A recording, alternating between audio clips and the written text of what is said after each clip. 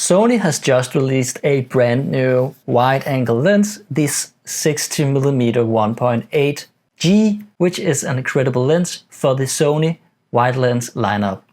Let's talk about it.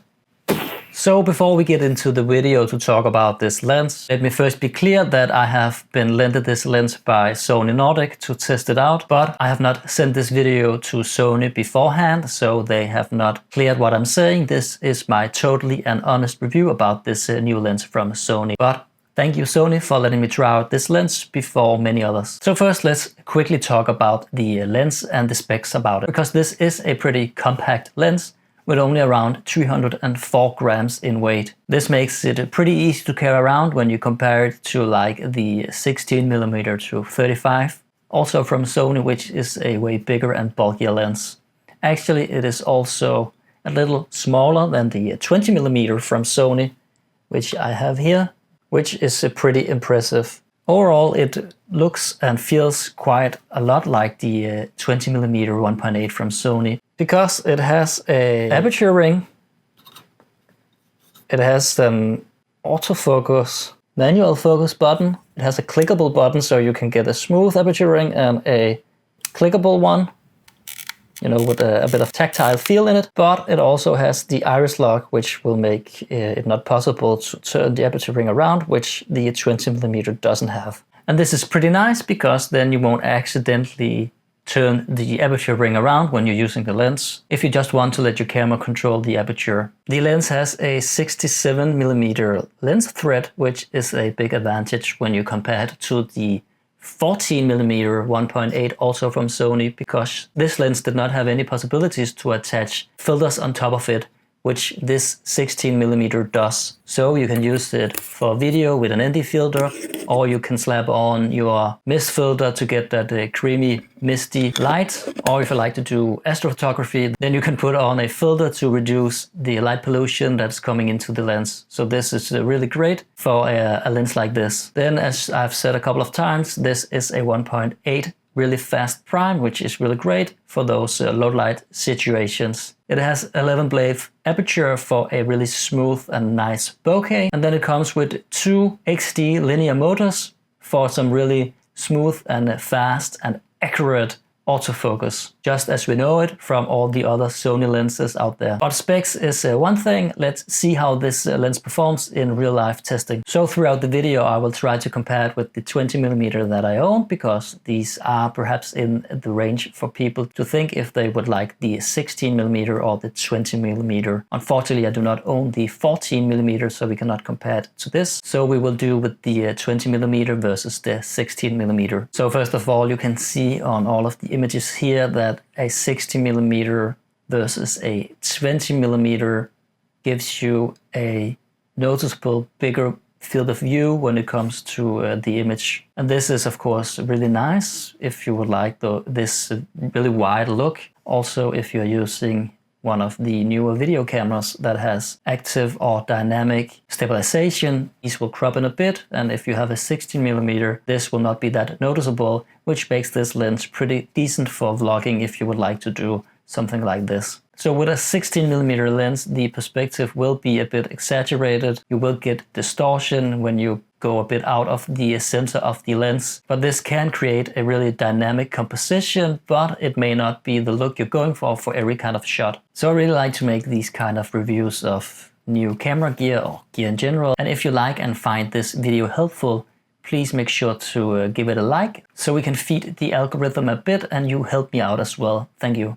If we talk about vignetting, then at 1.8 there is noticeable vignetting, but I think already at around 2.8 this goes away, and it's not that easy to see the changes when you go even further down to f5 or f.8. When it comes to bokeh balls, I will let you be the judge of how these looks. When you zoom in there, you can see some onion rings,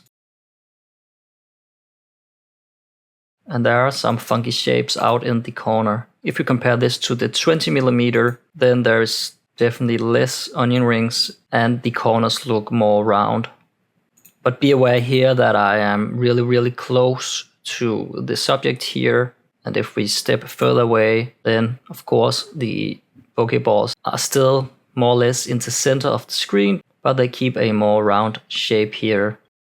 So while we're here, you can also quickly look at the star shapes this lens produces when we're shooting at a really high f-number.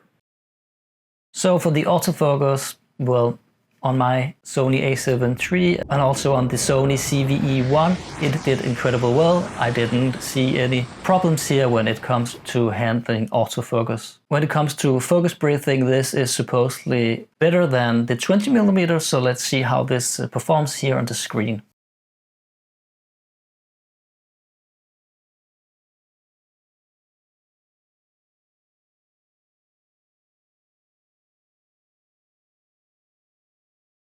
What do you think?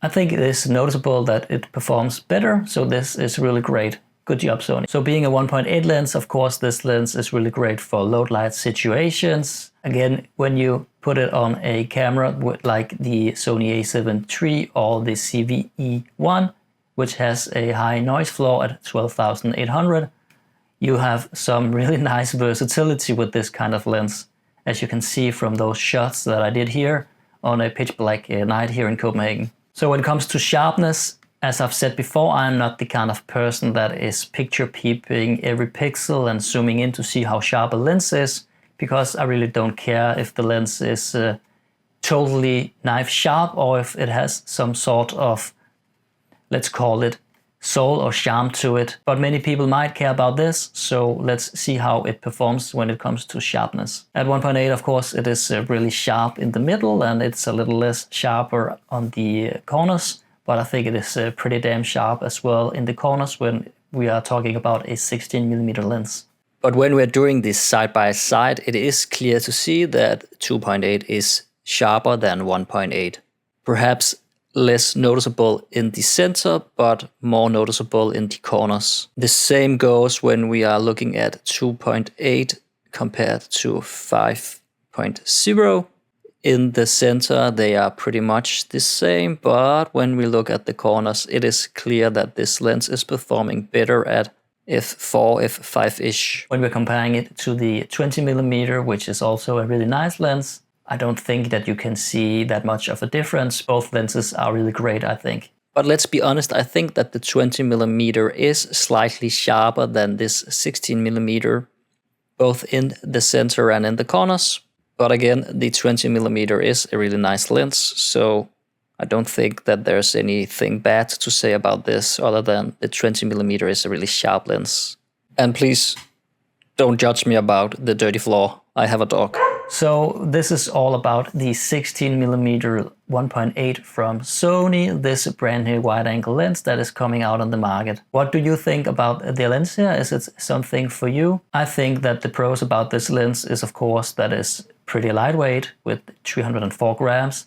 It is a 1.8 lens, so it handles low light really well. It has the possibilities to put on filters, which is really great on a wide lens like this. So this lens, if you like photography, is really great for landscapes. It is really great for astrophotography. It can be great for architecture or street photography, especially if you like to get those funky looking images taken from low and up. When it comes to distortion, yes, this lens has a little bit of distortion. This will be something that you can correct in all of the softwares out there if you would like to, so really nothing to talk about here. Distortion will be expected when you're talking about a 16mm lens, so yeah, nothing bad to say about this. When it comes to focus breathing for the video shooters out there, I think it is performing really well. So again, not much to say bad about the lens here. And yeah, with a 16mm lens, you can get really creative and do a lot of crazy compositions if you would like to. If you already own the 20mm like me, then the difference might not be that noticeable. But as you saw on the images, 4mm on the wide end here does a lot to the image. So I guess if I was to buy a lens today, I would probably buy the 16mm and not the 20mm. But as I already own the 20mm, I am probably not going to buy the 16mm right now. But if I ever need a wide lens, this will definitely be the one that I'm looking for because it is a really, really great lens. So what do you think about the lens? Please drop a comment in the comment section so we can talk about it. I would really love to hear what you think about this sort of lens. Remember to subscribe to the channel also and like the video if you found this interesting or helpful. And there's not much to say, then take care guys, and I will see you around. I'm the biggest in the game, I'm the one they talk about. Everybody know my name, my resume is loud, I ain't even gotta talk. You can tell by how I walk.